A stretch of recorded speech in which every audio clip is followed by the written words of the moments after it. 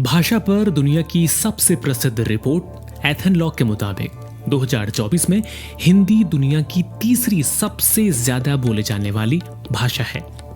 इसके मुताबिक हिंदी 345 मिलियन लोगों की मूल भाषा है। 2011 की जनगणना के मुताबिक भाषाई जनगणना में दर्ज 121 भाषाओं में हिंदी अकेली ऐसी अनुसूचित भाषा है जिसने आम बोलचाल वाली आबादी में तकरीबन 6% की बढ़ोतरी हासिल की है। हिंदी दुनिया के 42 करोड़ 50 लाख लोगों की पहली भाषा है, जबकि लगभग 12 करोड़ लोगों ने इसे अपनी दूसरी भाषा के रूप में अपनाया है।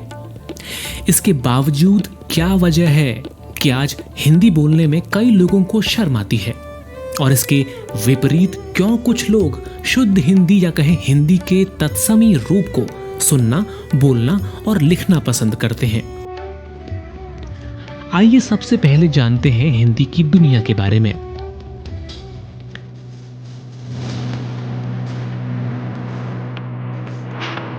हिंदी भारत और इसके पड़ोसी देशों समेत दुनिया के कई अलग अलग देशों में बोली जाती है।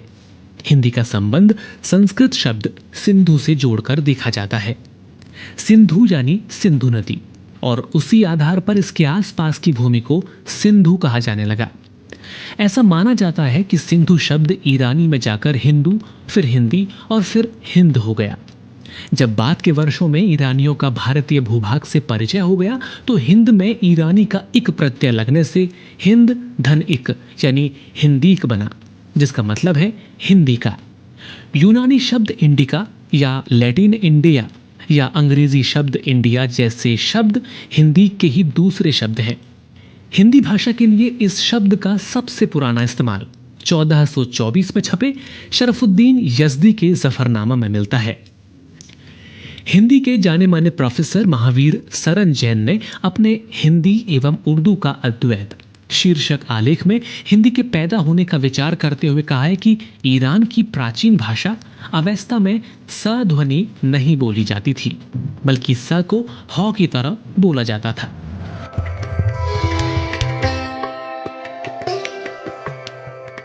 अफगानिस्तान के बाद सिंधु नदी के इस पार हिंदुस्तान के पूरे इलाके को प्राचीन फारसी साहित्य में भी हिंद, हिंदुश के नामों से पुकारा जाता है तथा यहाँ की किसी भी वस्तु, भाषा, विचार को विशेषण के रूप में हिंदी कहा गया है।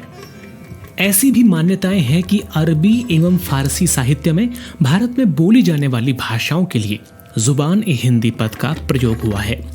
भारत आने के बाद अरबी फारसी बोलने वालों ने जुबान-ए-हिंदी, हिंदी जुबान अथवा हिंदी का प्रयोग दिल्ली, आगरा के चारों ओर बोली जाने वाली भाषा के अर्थ में किया था। हिंदी भाषा का इतिहास लगभग 1000 साल से भी ज्यादा पुराना माना गया है। हिंदी भाषा और साहित्य के जानकार अपभ्रंश की अंतिम अवस्था अवहट्ट से हिंदी का उद्भव स्वीकार करते हैं। हिंदी के प्रसिद्ध लेखक चंद्रधर शर्मा कोलेरी ने इसी अवहट्ट को पुरानी हिंदी नाम दिया। अंग्रेजी काल में भारतेंदु हरिश्चंद्र के समय हिंदी के विकास में एक नई चेतना आई।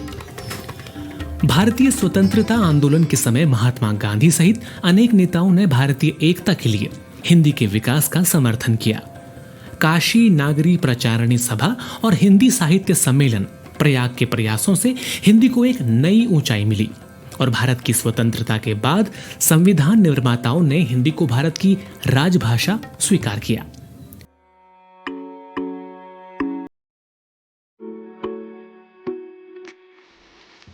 सबसे पहले दिमाग से ये चीज निकाल देने की जरूरत है कि हिंदी का भविष्य खतरे में है। मुंबई विश्वविद्यालय के हिंदी विभाग के वरिष्ठ प्रोफेसर डॉक्टर करुणाशंकर उपाध्याय के अनुसार गूगल पर 7 साल में हिंदी सामग्री 94% की दर से बढ़ी है। गूगल पर 10 लाख करोड़ पन्ने हिंदी में उपलब्ध हैं और दुनिया के 10 सबसे ज्यादा पढ़े जाने वाले अखबारों में सबसे ऊपर के 6 हिंदी के हैं। भारत से बाहर 260 से अधिक विश्वविद्यालयों में हिंदी पढ़ाई जा रही है और विदेशों में 28,000 से ज्यादा शिक्षण संस्थान हिंदी सिखा रहे हैं। जब सन 2000 में हिंदी का पहला वेब पोर्टल आया, तब से इंटरनेट पर हिंदी ने अपनी छाप छोड़नी शुरू कर दी है, जो अब रफ्तार पकड़ चुकी है। नई पीढ़ी के साथ साथ पुरानी पीढ़ी ने भी इसकी उपयोगिता समझ ली है। जरा भारत और दुनिया की यूट्यूब के इस डाटा पर नजर डालिए। भारत में यूट्यूब पर हिंदी में सबसे ज्यादा वीडियो देखी जाती है। अगर दुनिया की भी बात की जाए तो अंग्रेजी के बाद दर्शक हिंदी में यूट्यूब पर सबसे ज्यादा वीडियो देखना पसंद करते हैं। गूगल असिस्टेंट पर भी हिंदी अंग्रेजी के बाद दूसरी सबसे ज्यादा इस्तेमाल की जाने वाली भाषा है। हिंदी को राजभाषा का दर्जा प्राप्त है, लेकिन जो बात समझने की है वो ये भी है कि भारत में हिंदी एक संपर्क भाषा के रूप में भी काम करती है।